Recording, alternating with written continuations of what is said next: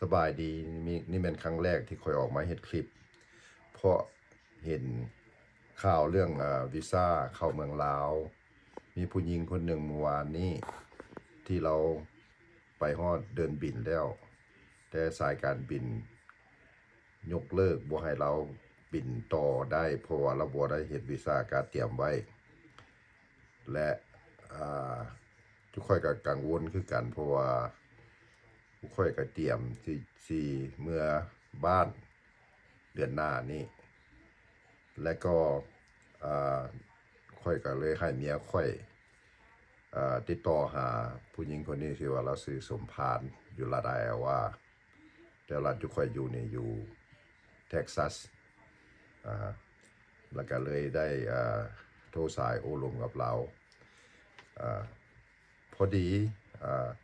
พวกค่อยก็เลยได้ถามเราว่าเราขี่สายการบินใดที่ออกจากมินนิโซตาเราสิไปต่อยนต์อยู่ใส่เราบอกว่าเราสิไปต่อยนต์อยู่ซีแอตเทิลถ้ายนต์อยู่ซีแอตเทิลนี่ค่อยกล่าวว่าอาจจะเป็น Alaska Airlines เพราะว่าค่อยก็เคยมีประสบการณ์ที่ค่อยไปส่งแม่เฒ่าค่อยกับลูกชายค่อยขึ้นยนต์วังเดือน4ปีกายนี้แม่น Alaska Airlines ค่อยก็เลยถามเราว่ามันสายการบินใดที่ว่าจะสิออกจากกันมินนิโซตาไปซีแอตเทิลเราบอกว่าแม่นสายการบิน Alaska Airlines แน่ใจละว่ามันแม่น Alaska Airlines เพราะค่อยเคยมีประสบการณ์ในเดือน4ปีกายนี้และก็ค่อยได้สอบถามเว้ากับฮอดแมเนเจอร์เขาพุ่นล่ะแต่เขาบอกว่า policy ของเขาบ่สามารถให้ขึ้นบินได้ถ้าบ่มีวีซ่าไปแต่ละประเทศดังนี้ค่อยก็เลยแน่ใจว่าโอเคมันแม่นแล้วก็เลยว่ามาบอกข่าวต่อกันเด้อว่ามันอาจจะมีสายการบินอื่นคือกันซึ่งที่ว่าเขา request ให้เขามีวีซ่าเขาค่อยสามารถให้เขาขึ้นยนต์ได้และมันเขาอาจจะเปลี่ยน policy ใหม่เพราะว่าเดี๋ยวนี้มันเป็นเดือนหนึ่งของ2026ละและต่อไปนี่ในเดือนหน้านี่จุค่อยสิบินไปลาวคือกัน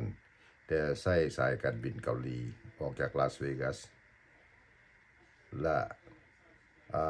จุค่อยก็บ่ได้เฮ็ดวีซ่าสิไปเอาวีซ่าอยู่บ้านเฮาหั่นล่ะแล้วก็สิอัปเดตให้เบิ่งเด้อว่าจุค่อยสิไปได้บ่ในสายการบินเกาหลีเพราะว่าเมียก่อนหน้านี้เมียค่อยโทรไปเรื่องนี้ล่ะสอบถามสายการบินเกาหลีแล้วเขาบ่ request วีซ่าเพราะว่าจุค่อยบินไปเกาหลีและไปต่อสายการบินลาวจากเกาหลีไปลาวเลยแล้วสิอัปเดตให้เบิ่งว่าเป็นจังไดเนาะเอาขอบใจหลายแล้วก็ขออัปเดตเด้อข่าวนี้แม่นมีมูลความจริงผู้หญิงคนนั้นชื่อสมพานเราบ่ได้ตัวเด้อมันมีจริงเพราะว่าเมียค่อยโทรไปหาเราลมกับเราแล้วค่อยเองก็ได้ลมกับเราเช่นกันโอเคค่อยฮู้ฮอดเมืองใดเราอยู่เท่านั้นแหละเนาะขอบใจหลาย